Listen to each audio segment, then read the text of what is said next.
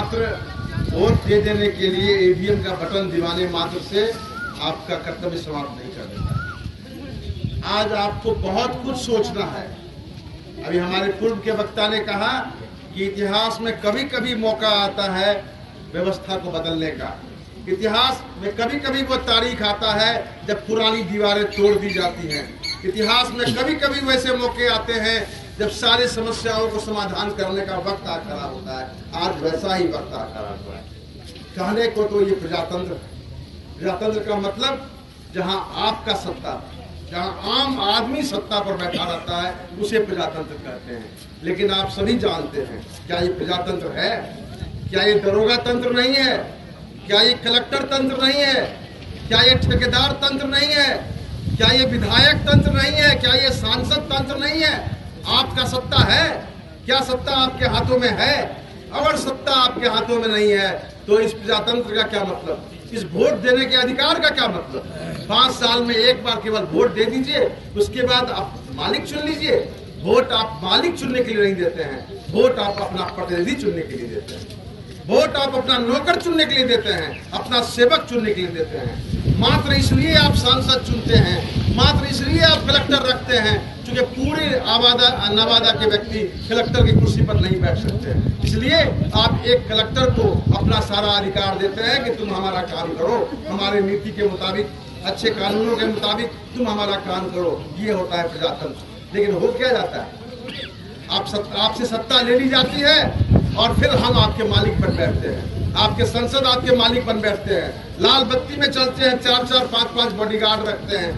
लगता है कि पूरी की पूरी आवाम उनकी दुश्मन है।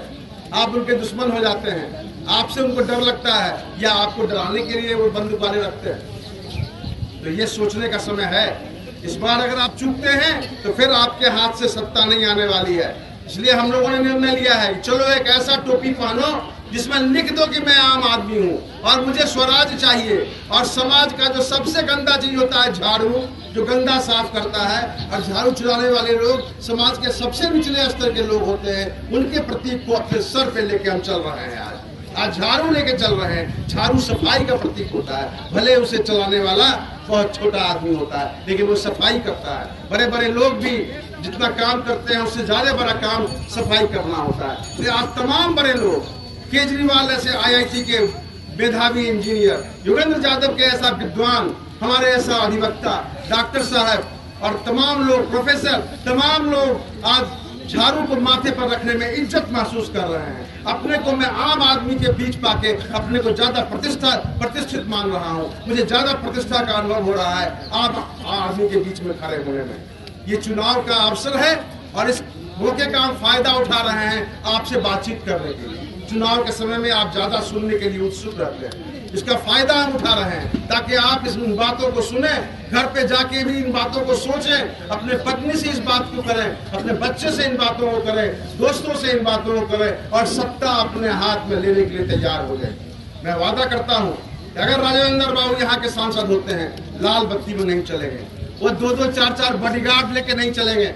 वो उनको जो फंड मिलेगा MP एरिया डेवलपमेंट फंड, वो कैसे खर्च हो, वो यहाँ आके आम सभा में वॉलंटियर्स के बीच में निर्णय होगा कि वो MP का पैसा कैसे खर्च होगा। तो कलेक्टर के बंद कमरे में वो निर्णय नहीं होगा।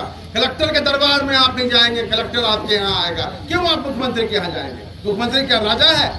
आप लोगों में से किसी ने मुख्यमंत्री के यहाँ कोई प्रतिवेदन दिया होगा, उस पर कोई फैसला हुआ? किसी को कोई इंसाफ मिला आज तक? तो इस जनता दरबार का क्या मतलब? कहने को जनता दरबार, लेकिन वो तो मुख्यमंत्री का दरबार है। मुझे ऐसा प्रजातंत्र नहीं चाहिए जहां मुख्यमंत्री का दरबार हो, जहां SP का दरबार हो, थानेदार का दरबार हो और जनता जिसका सब कुछ है उसका कुछ भी नहीं हो। उसके माथे पर भ्रष्टाचार का बोझ, हमारा सब कुछ लूट लिया जाए। चंद लोग 250 करोड़ 300 करोड़ के मकान पे चले और नेताओं को हेलीकॉप्टर दे उड़ने के लिए कि आपके बीच में वो हेलीकॉप्टर से ऊपर से चले आवे। ये कैसा प्रजातंत्र? ये पैसा तंत्र है भाइयों, पैसे का राज है। नरेंद्र मोदी के एक रैली में 100 करोड़ रुपए खर्च हो रहे हैं। एक कार्यकर्ता को प्रतिदिन 5,000 10,000 रुपया दिया जा रहा है। आपको मालूम है कार्यकर्ता को जब फालतू पैसा मिलता है वो क्या करता है? उससे किसकी आमदनी बढ़ती है आप जानते हैं ना। वो लोग क्या प्रजातंत्र स्थापित कर पाएंगे? प्रजातंत्र स्थापित करने वाला रोड का धूल हाँकता है। अरविंद केजरीवाल बड़ा अफसर था, जोगेंद्र यादव बड़े प्रोफेसर थे, लाखों रुपया 50 लाख रुपया वो साल कमा सकते थे। वो चुनाव में केवल बैठ के टेलीविजन पर बोलते थे और उनको 20-30 लाख मिलता था। आज उन्होंने उसको त्याग दिया। यूजीसी के मेंबरशिप से उनको हटाया गया है, क्योंकि वो चाहते हैं, जैसे अभी आए थे हमारे इस्लाम धर्म के पंडित आपके बीच सभा साहब बोल के गए हैं, उन्होंने अपना सब काम छोड़ के लोकतंत्र को बचाना अपने सबसे बड़ा धर्म कबूल कर लिया। ये सबसे बड़ा धर्म है लोकतंत्र को बचाना। जैसे घर को बचाना, बच्चों को बचाना, पत्नी को बचाना, बेटी को बचाना धर्म है, उससे भी बड़ा धर्म है लोकतंत्र को बचाना। लोकतंत्र हमारा असली धर्म है।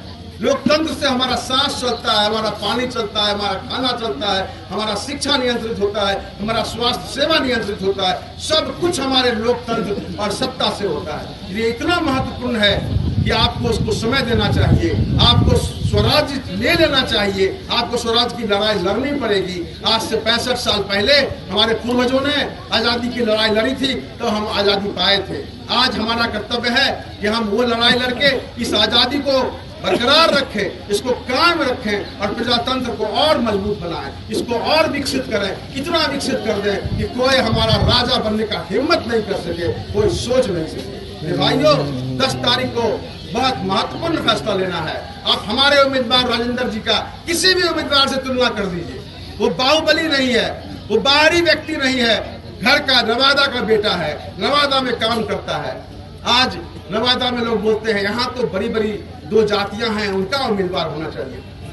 लेकिन हमारे पार्टी ने प्रयोग किया है कि एक अति पिछड़ी जाति के एक बहुत अच्छा सोचने वाले वकील को, बहुत आगे की बात सोचने वाले वकील को हम उम्मीदवार की तरह लाने का हिम्मत दिखला रहे हैं। इसका स्वागत होना चाहिए, जनता को इसे सोचना चाहिए।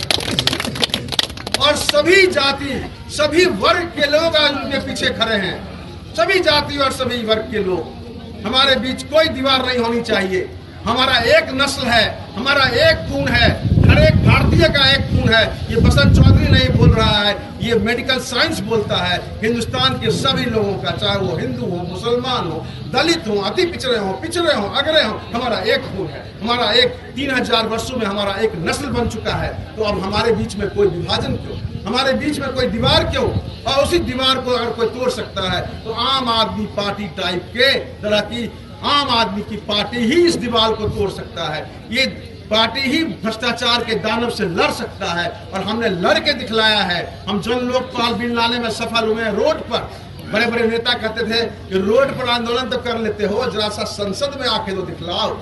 तो आम आदमी पार्टी ने उस चुनौती को भी स्वीकार किया और दिखला दिया कि आम आदमी पार्टी कैसे चुनाव जीत सकता है और आम आदमी पार्टी कैसे अपना नेता बना दे सकता है और उसको सत्ता सौंप दे सकता है। जो दिल्ली में हो चुका है, अब वो दिल्ली में हो, पार्लियामेंट में होगा और आने वाले विधानसभा चुनाव में वो बिहार में भी होगा। हम तो नए नए हैं बिहार में, अभी हम अपना संगठन भी नहीं खड़ा कर पाए हैं, तब तो इतने लोग सुन रहे हैं। जहाँ कहीं हम जाते हैं, जिस चौराहे पर जाते हैं, जिस नुक्कड़ पर जाते हैं, लोग हमको सुनने लगते हैं, बड़ी उम्मीद से हमारी तरफ देखते हैं, हमारी टोपी की ओर बड़ी इज्जत से देखते हैं। आखिर क्यों?